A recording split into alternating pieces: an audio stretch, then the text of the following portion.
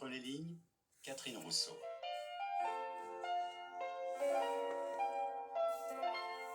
Ultravocal, un livre nommé Spirale, signé Franck Etienne, paru aux éditions Houellebecq.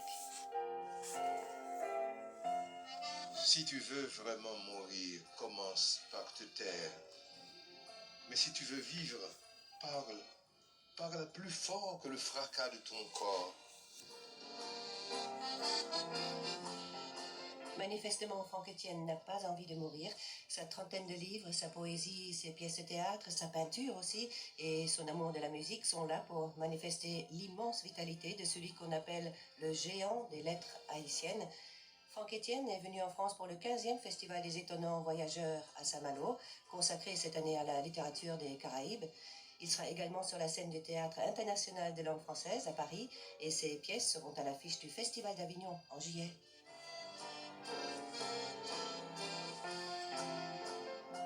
Impossible de ne pas se laisser entraîner par la spirale Franck Etienne. La spirale, comme il appelle son écriture, dont le premier ouvrage était paru déjà en 1972 en Haïti. Le voilà enfin édité en France. Ici en Occident, on devait avoir les oreilles drôlement bouchées pour ne pas entendre cette voix tout de suite. C'est même au-delà de la voix, c'est ultra vocal, c'est son titre.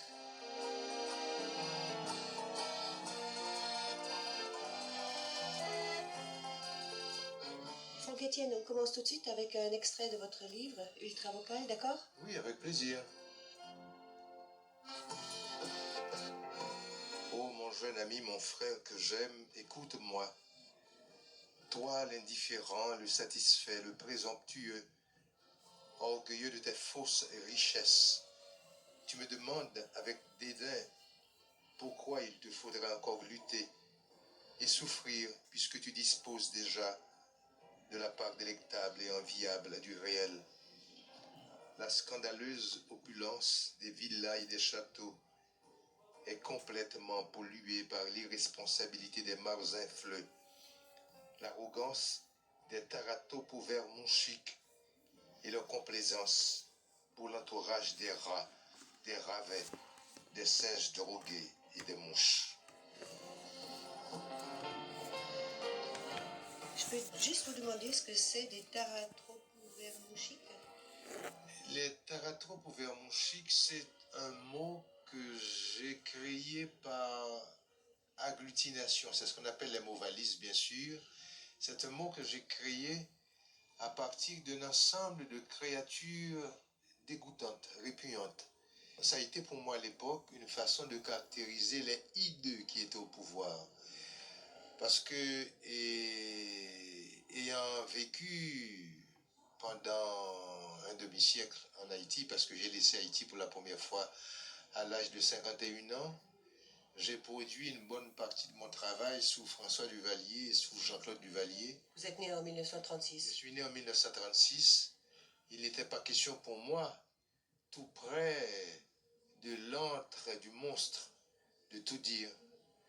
Et je me suis arrangé à travers un langage plus ou moins opaque, semi-opaque, semi-transparent, de dire et de dénoncer l'inacceptable. Et pourtant, malgré cette opacité, les gens ont compris. Ils ont vite compris de qui je parlais à l'époque. On vous a poursuivi? Il y a eu des intimidations intermittentes, et des appels intimidants, des coups de fil pour me porter à soit gagner l'ambassade, soit l'exil, ou bien à me taire.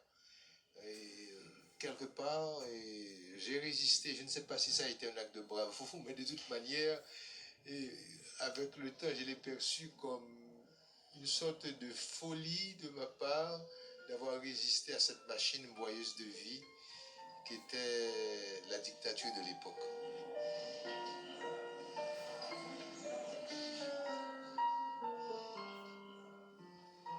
Avant de se consacrer entièrement à sa création littéraire et artistique, Franck Etienne a enseigné les mathématiques, la physique, les sciences sociales, autant de matières qui l'ont mis sur la piste d'un phénomène qui ne le lâchera plus, la spirale. Il en connaît évidemment toutes les définitions, les explications scientifiques. Il sait aussi que d'autres avant lui, James Joyce, Garcia Marquez, Laurence Turel, entre autres, se sont laissés inspirer, entraînés par le tourbillon. Je n'ai pas inventé la spirale.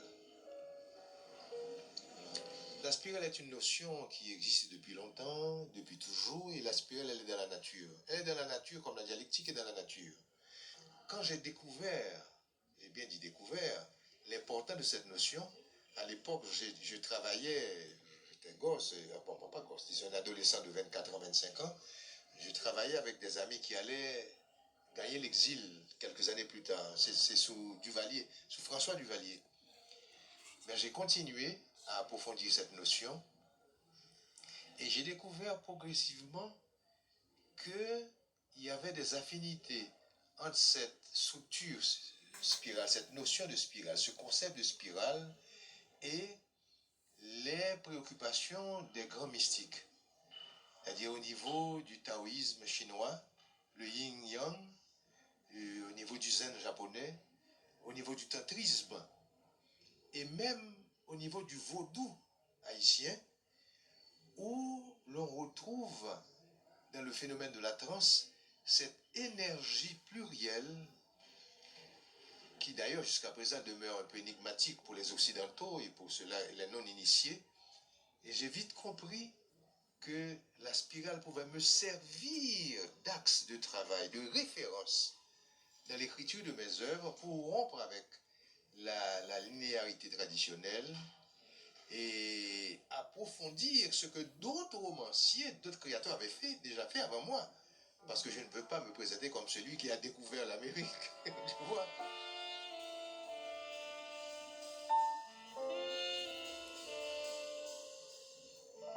Avec Ultra Vocal, le livre de Franck Etienne, la spirale prend la force d'un cyclone qui sévit à coups de poésie, de méditation, de scènes drôles et dramatiques. Il balaye les décombres de Villassac, capitale de Mégaflore. Toute ressemblance avec Port-au-Prince et Haïti n'est pas fortuite. Les sabots du vent font beaucoup de bruit en galopant à travers les montagnes, les végétations, sur les maisons de bois, sur les immeubles en ciment des villes livrées à la peur. Alors les hommes et les femmes, cloîtrés à l'intérieur de leurs sinistres appartements, portes et fenêtres verrouillées, se consolent de la copulation insipide et le semblant d'amour derrière le paravent. Ils s'évertuent à masquer leur peur. Déjà les enfants imitent leurs parents avec talent. Lamentable contagion qui anéantira le pays des hommes.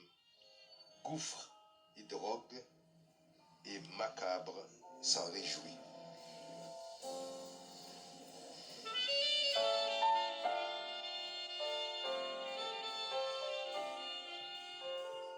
Macabre. Macabre, le docteur en mal incontournable, toujours armé d'une égoïne. Bon, c'est un personnage qui est emblématique de l'horreur. C'est Hitler, c'est Mussolini, c'est Trujillo, c'est Somoza, c'est Duvalier. Et si on remonte même dans l'Antiquité, ben c'est Néron. C'est le mal personnifié.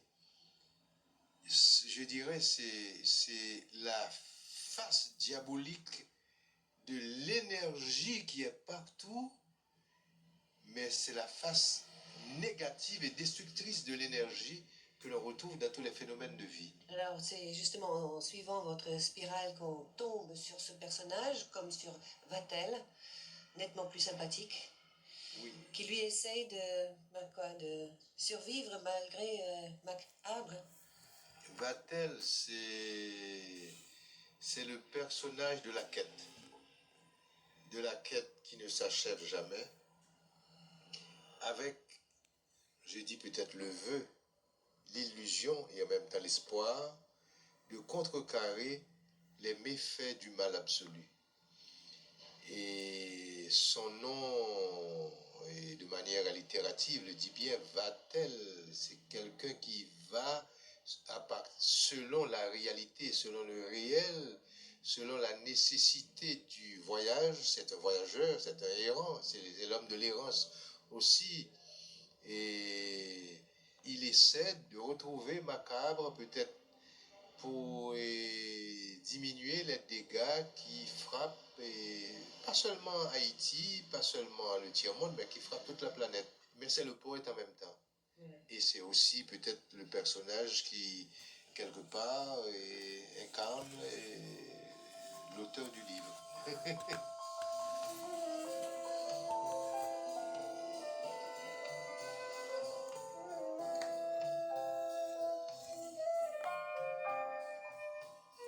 S'évader, contourner l'obstacle, franchir le mur par la porte du miroir.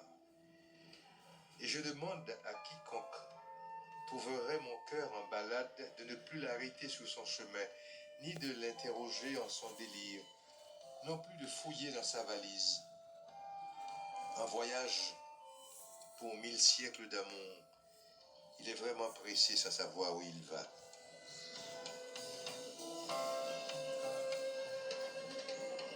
Je peux vous donner ma manière de lire votre spirale, Franck Etienne, c'est-à-dire qu'à la fois on peut ouvrir à n'importe quelle page et on tombe sur un joyau, quelque chose d'extraordinaire. Oui, c'est ça la spirale. On entre dans ces livres-là à n'importe quelle page, et ce qui caractérise la spirale fondamentalement, c'est l'ouverture. Et en même temps, j'ai retenu de votre explication de la spirale surtout le cyclone, c'est-à-dire qu'on est emporté par une espèce de vertige. Évidemment, il y a les personnages, évidemment, il y a comme une histoire, mais c'est surtout ce souffle qui nous emporte. On a le vertige. Haïti, fondamentalement, c'est la terre du vertige mystérieux. C'est Haïti de l'énigme. C'est Haïti sphinx. C'est Haïti inquiétante. C'est Haïti que l'on retrouve aussi dans la pratique quotidienne du vaudou, mais pas vaudou comme sorcellerie, mais vaudou comme cosmogonie. Et une vision du monde qui est loin de satisfaire et la raison résonante et à l'occidental. Je suis profondément marqué par cette terre. Mon œuvre n'est pas un discours sur le mystère. Mon œuvre n'est pas un discours sur le vaudou. Mon œuvre n'est pas un discours sur le chaos. Mon œuvre est chaos. Mon œuvre est mystère. Mon œuvre est Haïti dans ses soubassements les plus profonds, les plus insondables. C'est l'exploitation de la notion du chaos, de la dimension chaotique de la vie que j'essaie de reproduire dans l'élaboration de l'œuvre d'art, car la vie est fondamentalement chaotique. C'est-à-dire que mon œuvre, c'est l'illustration vivante de la folie dans ses battements les plus dérangeants. Ce qui fait que je dois tout cela à Haïti, parce que j'ai vécu au premier degré la folie haïtienne, j'ai vécu au premier degré le chaos haïtien. Fondamentalement, tout est chaotique, tout est opaque. La lumière n'est qu'un vœu. La transparence est un vœu. On fait le vœu de saisir le réel. Mais au moment où on le saisit, il devient déjà autre chose. Car le réel ne s'arrête jamais pour dire, écoutez, analysez-moi, je suis là, je m'arrête. Le réel est toujours mouvant. Donc au moment où l'on essaie de cerner un aspect et une dimension du réel, ce réel est déjà autre chose. Oui.